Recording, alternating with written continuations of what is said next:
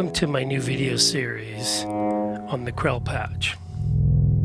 In this video series, I hope to explore some of the ways that I've been able to use Todd Barton's original Krell patch and expand it into some of my own work with polyphonic voicing and more complicated ways of getting useful functions out of it. Before we dive too deep, let's start with a basic look at a very simple version of the Krell patch. In this version of the Krell, I'm using Math's channel 4 as my function generator. And right now we can hear a steady rise and a steady fall, and on the oscilloscope we can see its rise-fall triangular repeating envelope. I'm using noise output from a dope for noise module coming down the blue cable into a sample and hold, and then the trigger in from the sample and hold comes from the end of cycle on Math channel 4. The output of the sample and hold, which is going to drive our oscillator, first goes into a little CV attenuverting utility that helps set its range and its offset before it goes up into a dope for sine wave oscillator.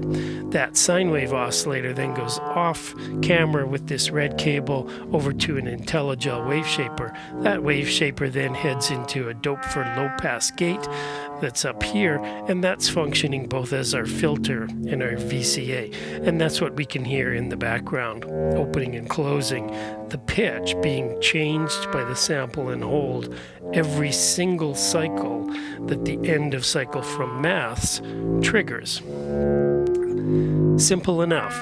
Now, in order to enter Krell territory, all we need to do is introduce some modulations to our rise and our fall on Maths. And to do this, I'm going to use a Vulcan modulator, two separate LFOs, and I'm running triangle LFOs out into the middle channels of Maths, which I'm just using as my attenuators. As I bring them up, I'm going to start with rise. It will start to affect the length of the rise time, and it will affect it as it's rising, creating some interesting shapes.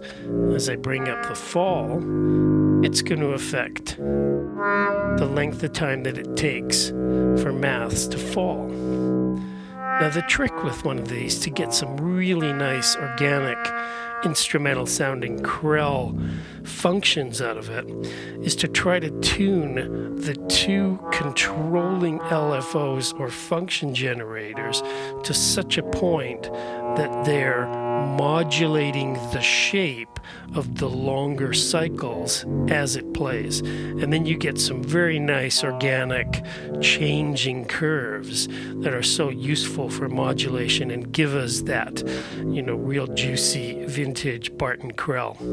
And in this case, just to make sure that we're deeply into Krell territory, I've added a little tiny bit of spring reverb for some of that Buchla Krell goodness.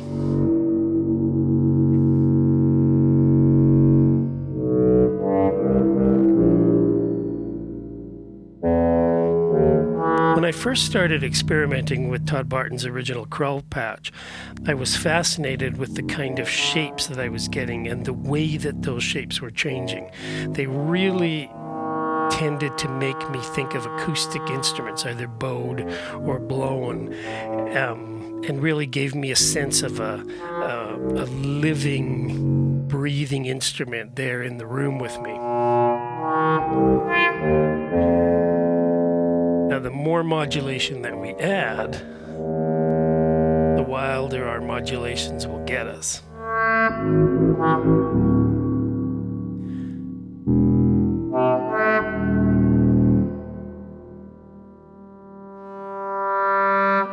And setting the basic tempo of the Krell, once you've got a range of modulations that you like, is as simple as using the rise and fall, which now become our offsets, to either lengthen it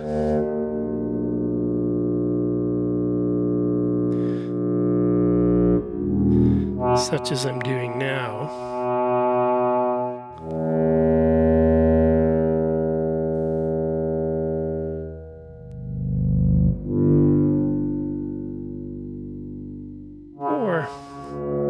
shorten them up a bit.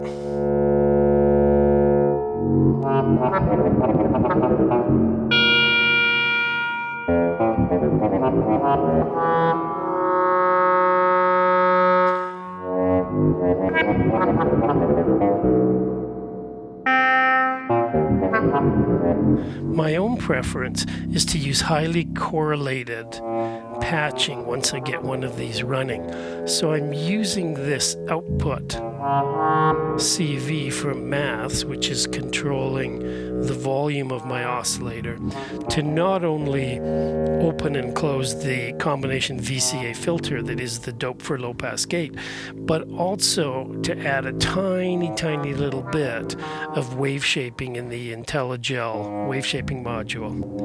And then that way the entire timbre of this monophonic voice follows that Krell function. Now, of course, you don't have to do that. I've always preferred that sound, that very correlated sound in my patches. But of course, you can use any other incoming modulations or even reverse modulations, or rather inverted modulations, to control parts of your timbre, depending on what your oscillator filter wave shaping patch looks like.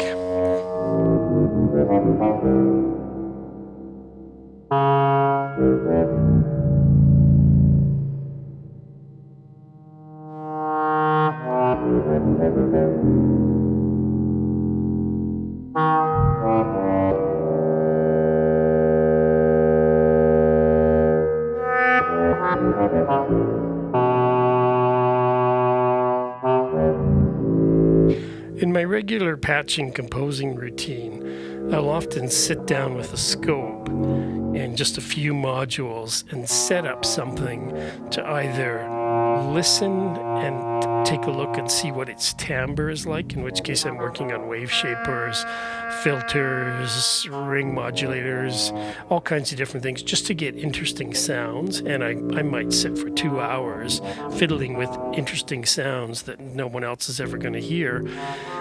Or I'll do this, where I've got the scope displaying the output of interesting modulations, and I'm looking for interesting modulations that I can create, interesting shapes that I can then have some control over, and then go through the motions of figuring out how it is I can control it and make it useful for some of my patches.